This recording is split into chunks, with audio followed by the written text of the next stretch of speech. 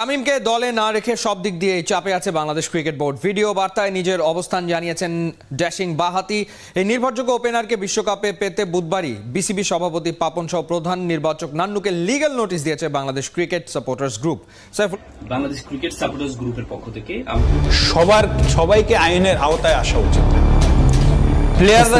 সুপ্রিয় দর্শক বন্ধুরা, অবশেষে তামিম ইকবাল খানকে বিশ্বকাপ থেকে বাদ দিয়ে ফেসে গিয়েছেন বোর্ড সভাপতি নাজমুল হাসান পাপন সহ বেশ কয়েকজন ব্যক্তি। দর্শক বন্ধুরা, তামিম ইকবালের সাথে বেশ কিছু অন্যায় আচরণ করা হয়েছে এবং সেই সাথে তামিম ইকবাল খানকে যেভাবে বিশ্বকাপ থেকে বাদ দেওয়া হয়েছে, তো দর্শক বন্ধুরা অবশেষে একে একে সবকিছু বলে দিয়েছেন তামিম ইকবাল এবং সেই সাথে 7 দিনের আলটিমেটাম দেওয়া হয়েছে এবং সেই সকল বিষয়গুলো নিয়ে 7 দিনের মধ্যে সেই সকল বিষয়গুলোর রেজাল্ট আসতে চলেছে। তো দর্শক বন্ধুরা, 7 দিনের মধ্যে এই সকল বিষয়গুলো যদি সমাধান না হয় এবং তামিম ইকবাল খানকে যদি বিশ্বকাপে না নেওয়া হয়, তাহলে কঠিন বিপদে পড়তে যাচ্ছেন বোর্ড সভাপতি নাজমুল হাসান পাপন সহ বেশ কয়েকজন। তো দর্শক বন্ধুরা, চলুন আমরা দেখে নিই কতটুকু কঠিন চাপে পড়ে গিয়েছে এবার। তামিমকে দলে না রেখে সব দিক দিয়ে চাপে আছে বাংলাদেশ ক্রিকেট বোর্ড। ভিডিও বার্তায় নিজের অবস্থান জানিয়েছেন ড্যাশিং বাঁহাতি এই নির্ভরযোগ্য ওপেনারকে বিশ্বকাপে পেতে বুধবারই বিসিবি সভাপতি পাপন সহ প্রধান নির্বাচক নান্নুকে লিগ্যাল নোটিশ দিয়েছে Bangladesh cricket supporters group. Saiful রূপকের রিপোর্ট। সুমন বলবে কিছু? এটা সুমন বলুক। প্রশ্ন বলে গেছি কি জিজ্ঞেস করছে? তামিমের সঙ্গে কি অবিচার হলো, এমন প্রশ্ন যেন নান্নুর কাছে গতিময় বাউন্সার। ভয়ে স্ট্রাইক দিয়ে দিলেন বাশারকে। এই হলো প্রধান নির্বাচকের অবস্থা। সুমন বলবে কিছু? এটা সুমন বলুক। তখন তামিমের সিদ্ধান্ত নিয়ে ডেফিনেটলি আমাদের অনেক চিন্তা ভাবনা করতে, অনেক কিছু ভাবতে হয়েছে। অবিচারের ব্যাপারটা এটা মাথায় আসেনি, বাট ডেফিনেটলি আমরা চেয়েছি যে সুস্থ সবল তামিমকে পেতে।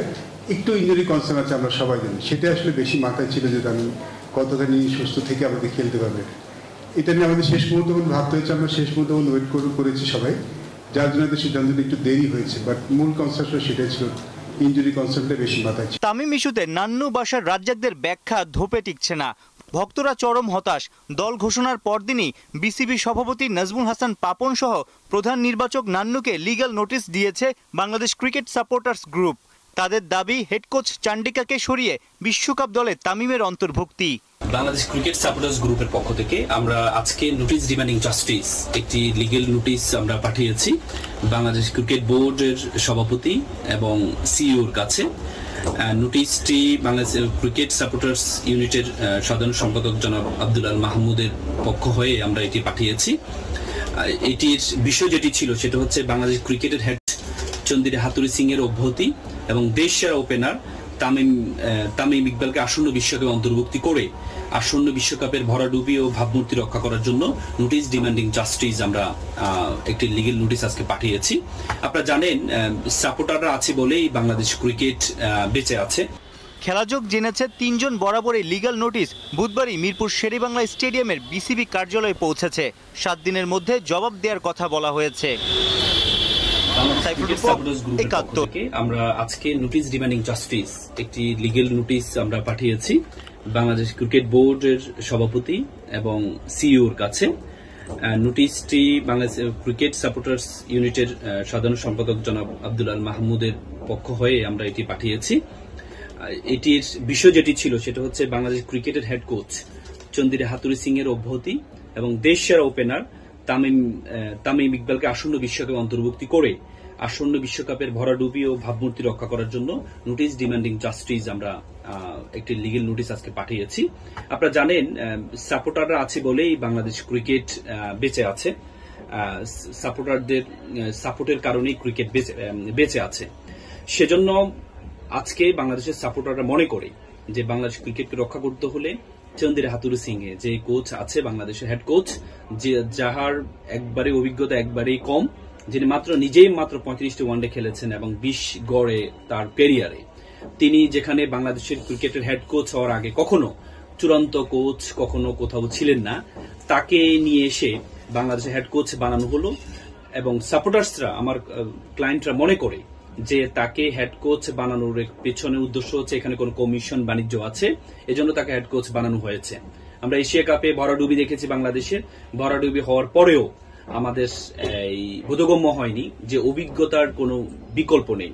বড় কোনো আসরে অভিজ্ঞতা খুবই প্রয়োজন, সে অভিজ্ঞতার কোনো বিকল্প নেই। সেটি আমরা এশিয়া কাপে ভরাডুবির পরেও আমাদের মধ্যে সে বোধগম্য হয়নি।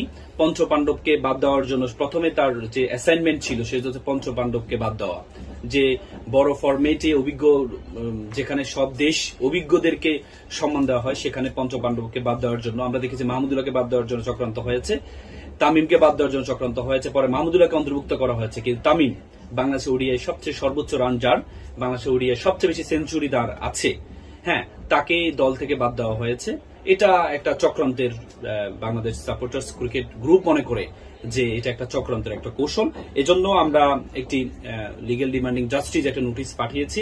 আমরা 7 দিনের সময় দিয়েছি বিসিবিকে, তারা যেন এই চন্দির হাতুরু সিং, যিনি নিজের দেশ থেকে তাকে কোচ ছিলেন, তিনি সহকারী কোচ, তাকে বহিষ্কার করা হয়েছে, সেখানে বাংলাদেশের মতো একটা উদীয়মান ক্রিকেট টিম, তাদেরকে ধ্বংস করার জন্য তার একজনের হাতেই যথেষ্ট। তো সুতরাং ব্যক্তিগত আক্রোশের কারণে তামিম ইকবালকে বাদ দেওয়া হয়েছে সাপোর্টার্সরা মনে করে। এই জন্য আমরা বাংলাদেশ ক্রিকেট বোর্ডকে তারা যেন খুব দ্রুত পদক্ষেপ গ্রহণ করে, সেজন্য আমরা লিগ্যাল ডিমান্ডিং জাস্টিস এটি নোটিশ পাঠিয়েছি। জি জি, আমরা যারা বাংলাদেশ ক্রিকেট টিমকে আমাদের প্রাণ দিয়ে ভালোবাসি এবং বাংলাদেশের খেলাগুলো আমরা উপভোগ করি, বাংলাদেশ ক্রিকেট টিমকে সবসময় সাধুবাদ জানাই। তো দর্শক বন্ধুরা, আপনারা হয়তো পুরো ভিডিওটি দেখে এবং এই সকল তথ্যগুলো জেনে অবশ্যই বুঝতে পেরেছেন অবশেষে তামিম ইকবাল খানকে বিশ্বকাপ থেকে বাদ দিয়ে ব্যাপকভাবে ফেঁসে গিয়েছে বোর্ড সভাপতি নাজমুল হাসান পাপন এবং সাকিব আল হাসান সহ বাংলাদেশের প্রধান কোচ সান্দিকা হাতুরু সিং। তো দর্শক বন্ধুরা, এবং সেই সাথে তামিম ইকবাল খানের সাথে যেভাবে অন্যায় করা হয়েছে এবং তাকে পরিকল্পিতভাবে দল থেকে বাদ দেওয়া হয়েছে, এবার সেই সকল বিষয়গুলো উঠে এসেছে। তো দর্শক বন্ধুরা, আপনারা পুরো ভিডিও দেখে এবং এই সকল তথ্যগুলো জেনে আপনাদের কাছে কি মনে হচ্ছে অবশ্যই কমেন্ট করে জানিয়ে দিবেন। তো দর্শক বন্ধুরা, ভালো থাকুন, সুস্থ থাকুন, আল্লাহ হাফেজ, আসসালামু আলাইকুম।